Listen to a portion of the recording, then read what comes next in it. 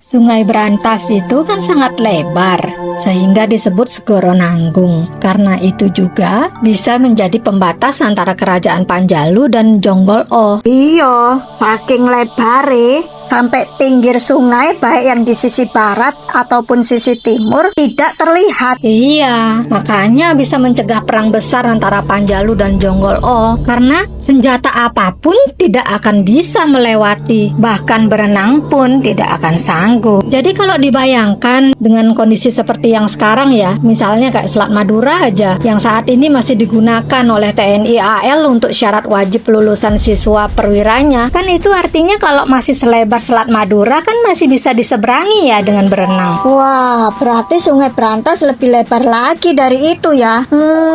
Jadi karena itu juga ada upaya dari Kerajaan Panjalu menimbun Sungai Brantas sehingga terbentuk semenanjung untuk menyeberangkan pasukan. Dan karena Panjalu di sisi barat, makanya terkenal dengan Semenanjung Barat atau Tanjung Barat. Iya, betul. Dan pembuatan Semenanjung Barat ini mengganggu, mengotori, merusak kehidupan di aliran Sungai Brantas. Karena itu, akhirnya Sang Hyang Wening turun dan memberi perintah kepada Empu Baradah yang saat itu menjadi Mahapati Kerajaan Kuripan untuk menghentikan pembuatan Semenanjung Barat itu. Oh, yang saat Empu Barada diberi kendi yang berisi air abadi yang berwarna keemasan itu ya, supaya pasukan Panjalu tidak bisa menyeberang ke Jonggol-o dan perang bisa berhenti. Air dalam kendi itu nggak bisa habis loh, dan mengandung mantra.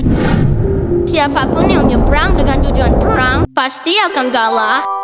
Kemudian Empu Baradah terbang mengucurkan air kendi itu di sepanjang Sungai Brantas dari arah utara terus ke selatan. Nah, air kendi itu kan warnanya keemasan, makanya dikenal dengan pancoran emas. Dan akhirnya pembuatan Semenanjung Barat dan perang bisa dihentikan. Dan tanpa korban, karena pancoran emas yang dikucurkan ini membuat efek ombak yang mengarah ke tepian sungai barat dan timur. Nah, karena Empu Baradah mengucurkannya dari sisi utara ke selatan, maka pasukan yang di Semenanjung Barat masih sempat untuk mundur sebelum Semenanjung Barat hancur oleh ombak itu.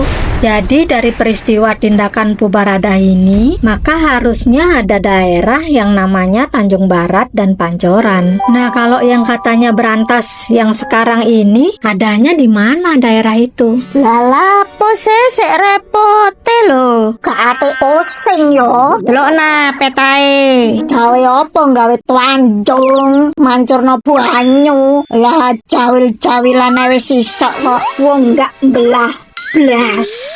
Capek deh.